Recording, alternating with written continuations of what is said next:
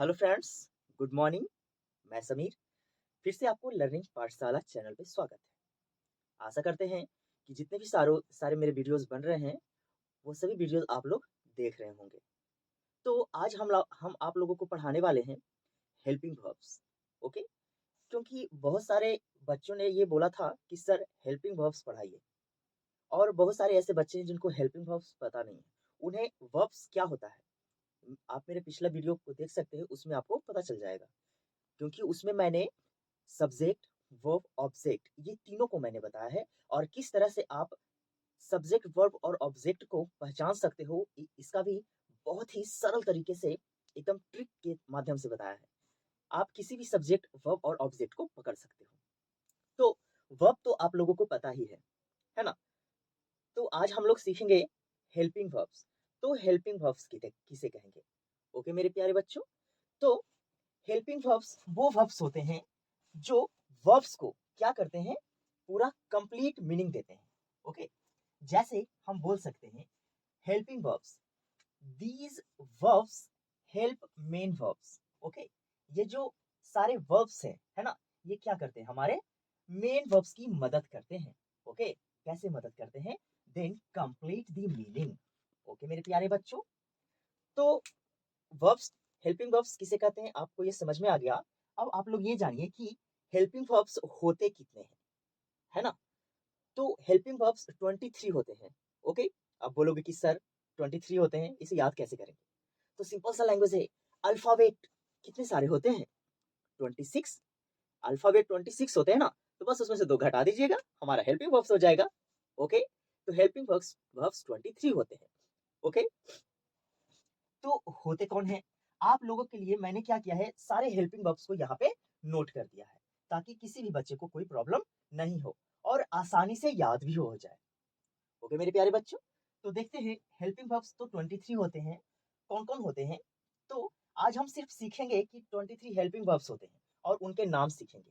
ठीक है, देखिए, जैसे आपको हेल्पिंग वर्ब्स कौन से हैं? B, been, being. ओके, क्या है मेरे बच्चों? Be, been, being. याद कीजिए एकदम, देखिए किस तरह से रेम हो जाएगा, पता भी नहीं चलेगा। बी, बीन, बीइंग, हो गया ना। एक तो ऐसे ही याद हो गया, be, been, being. Do, does, did, है ना। देखिए, डू, डज, डिड, सिंपल सा है। इज, एम, आर, है ना, इज, एम, आर। फिर was, were, has, have, had, has, have, had, will, shall, would, should, can, could, may, might, must। Okay मेरे प्यारे बच्चों, याद कीजिए, ये याद करना हेल्पिंग वर्ब्स कोई भारी बात नहीं है। आप लोग इसे ऐसे याद कर सकते हो एकदम तुरंत। अगर आप सबको एक साथ लिखोगे तो ये याद करने में थोड़ा प्रॉब्लम हो जाए, लेकिन ये याद करना उतना भी हार्ड काम नहीं है। बस एकदम सर को देखिए कैसे बोलते हैं, सिंपल सा, बस। Be, been, being, do, does, did, is, am, are, was, were, has, have, had, will, shall, would, should। आप लोग मेरे पीछे बोलिए, है ना, तब तो याद होगा। क्योंकि जब तक आप किसी भी चीज को बोलोगे नहीं, तब तक कैसे आप उसे सीख पाओगे, है ना। तो सीखने के लिए आपको बोलना पड़ेगा। कैन, कुड, बोलिए, can, could, may, might, must. Okay मेरे प्यारे बच्चों, फिर से देखिए हेल्पिंग वर्ब्स किसे कहते हैं। तो helping verbs, these verbs help main verbs to complete the meaning. Okay, और 23 हेल्पिंग वर्ब्स होते हैं। कौन कौन होते हैं?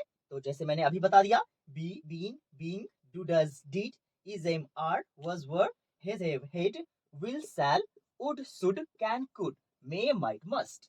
ओके मेरे प्यारे बच्चों, अब हम लोग ये देखते हैं कि बी का मतलब क्या होता है, बीन का मतलब क्या होता है, बीइंग का मतलब क्या होता है, और do, does, did and everything, all helping verbs. Okay, सारे हेल्पिंग वर्ब्स की मीनिंग को जानेंगे हम लोग। ओके, अब हम लोग क्या किए मेरे प्यारे बच्चों, हेल्पिंग वर्ब्स सारे देख लिए, है ना। हेल्पिंग वर्ब्स कितने होते हैं? 23 होते हैं, है ना। तो अब हम लोग ये जानेंगे सारे हेल्पिंग वर्ब्स का मीनिंग को जानेंगे, है ना, कि सारे हेल्पिंग वर्ब्स जो हैं उसके हिंदी क्या होते हैं। तो जैसे मैंने कैसे याद करवाया, याद करने का सबसे अच्छा तरीका था बी, बीन, बीइंग, है ना, इज, एम, आर, इस तरह से याद कराया। तो सबसे पहले हम लोग देखते हैं बी, बीन और बीइंग। तो बी का मतलब होता है मेरे बच्चों होना। क्या होता है? होना। बी का मतलब क्या होता है? होना होता है ना। तो इसको किसी सेंटेंस से समझते हैं कि सेंटेंस में इसका यूज कैसे हो सकता है। वह घर पर हो सकता है ना। देखिए, होना यानी हो सकता है, तो घर पर हो सकता है, इसे कैसे बनाएंगे? He could be at home.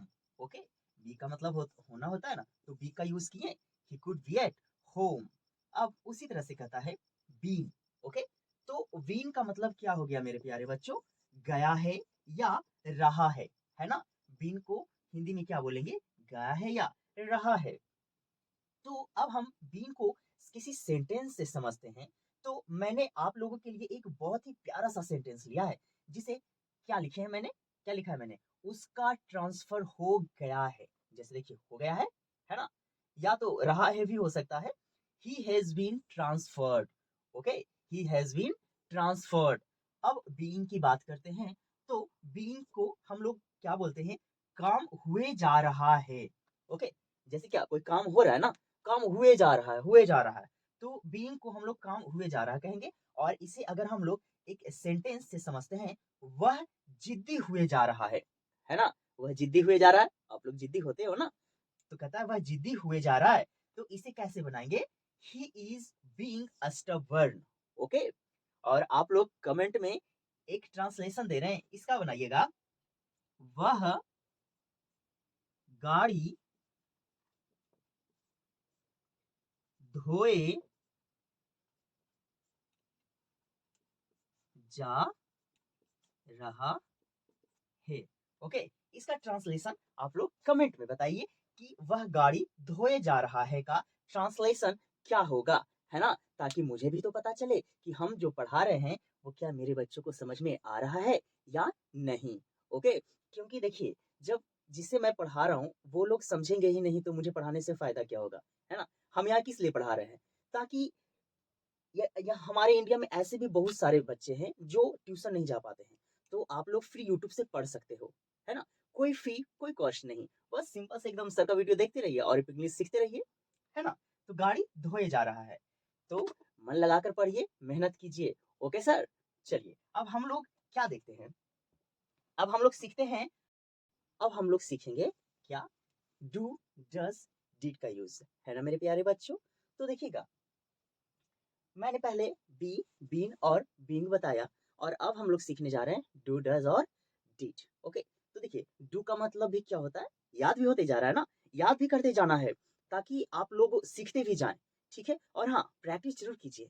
Okay, तो डू, डू का मतलब क्या होता है?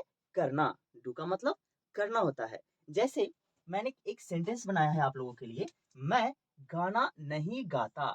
ओके, तो देखिएगा, डू का मतलब करना होता है, तो इसे सेंटेंस में बना के ट्रांसलेट कैसे करेंगे? I do not sing a song.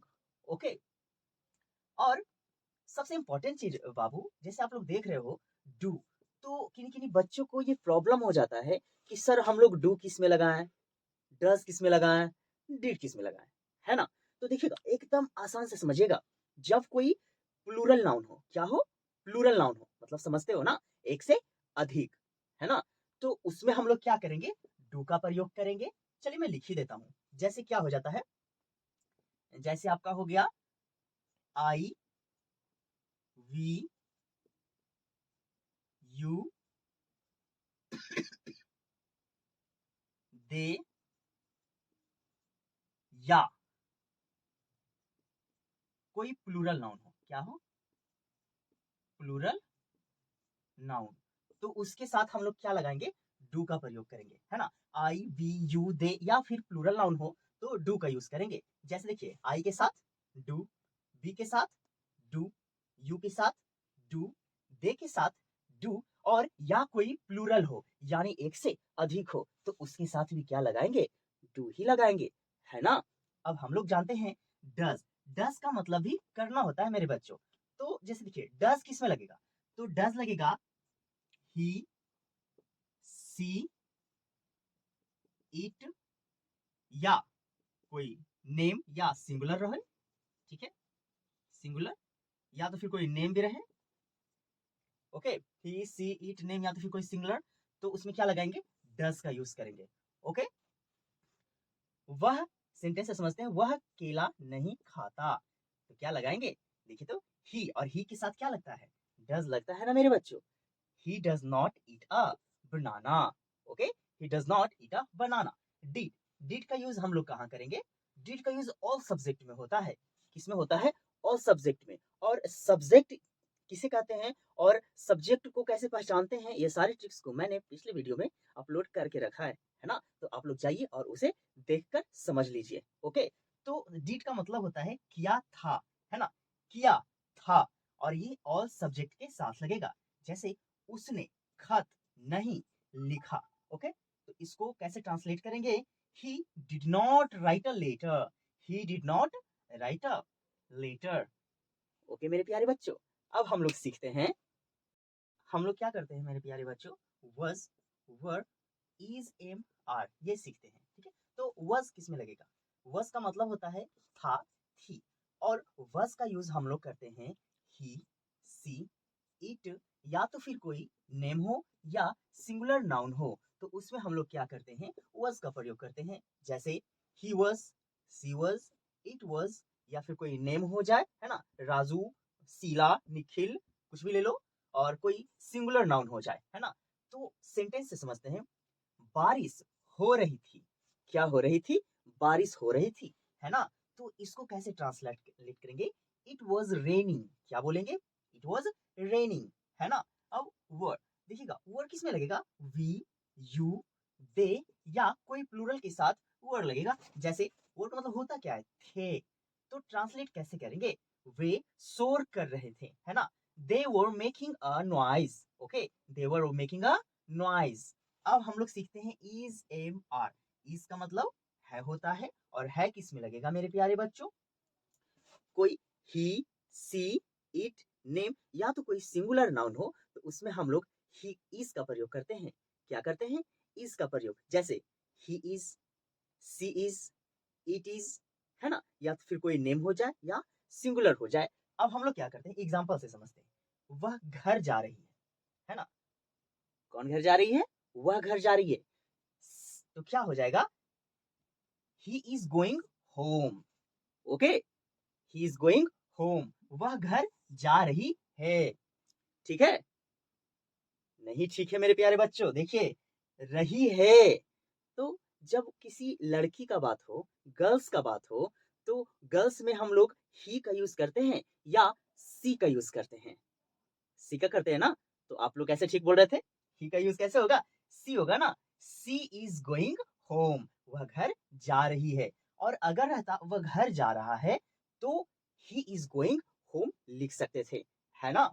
चलिए अब हम लोग एम की ओर आते हैं, एम हमेशा सिर्फ ऑलवेज आई के साथ ही लगेगा, है ना, सिर्फ आई के साथ यूज होगा क्या, एम, ओके। जैसे हम लोग क्या कर रहे हैं, मैं अंग्रेजी सीख रहा हूं, ओके, मैं अंग्रेजी सीख रहा हूं, तो देखिए आई के साथ क्या लगेगा, एम लग गया, आई एम, और अंग्रेजी सीख रहा हूं ना, देन लर्निंग इंग्लिश, ओके, मैं अंग्रेजी सीख रहा हूं, आई एम लर्निंग इंग्लिश, है ना। अब हम लोग आर की बात करते हैं, तो आर का भी मतलब है होता है, और आर किस में यूज करेंगे मेरे बच्चों, वी, यू, दे, या तो कोई प्लूरल नाउन हो, क्या हो, प्लूरल नाउन हो, है ना, आई के साथ नहीं कीजिएगा, कोई कोई बच्चे ये नहीं सोच रहे हो ना, आई, वी, यू, दे, या फिर कोई प्लूरल हो, नहीं, आई के साथ सिर्फ एम लगता है ना, आई के साथ क्या लगता है, एम लगता है, और जो बच गया हमारा वी, यू, दे एंड कोई प्लूरल नाउन हो, तो उसके साथ हम लोग आर लगाते हैं।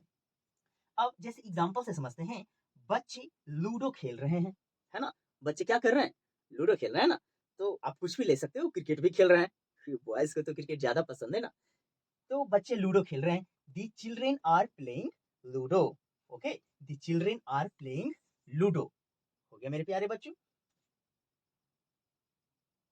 तो आज बस इतना तक ही, नेक्स्ट हम लोग अगले वीडियो में मिलते हैं, और आशा करते हैं कि ये इतना समझ में आया होगा। और अभी 23 हेल्पिंग वर्ब्स है मेरे बच्चों, अभी तो हम लोगों ने 11 तक कंप्लीट कर लिया है, और नेक्स्ट आपको अगले वीडियोस में मिलेगा, क्योंकि जब तक आप हेल्पिंग वर्ब्स को नहीं सीखोगे, तो आप किसी के साथ कौन से वर्ब के साथ कौन-सा हेल्पिंग वर्ब लगाना है, पता ही नहीं है तो कैसे सेंटेंस बनाएँगे, है ना? आई के साथ आर लगा दोगे, तो क्या अच्छा है? नहीं ना?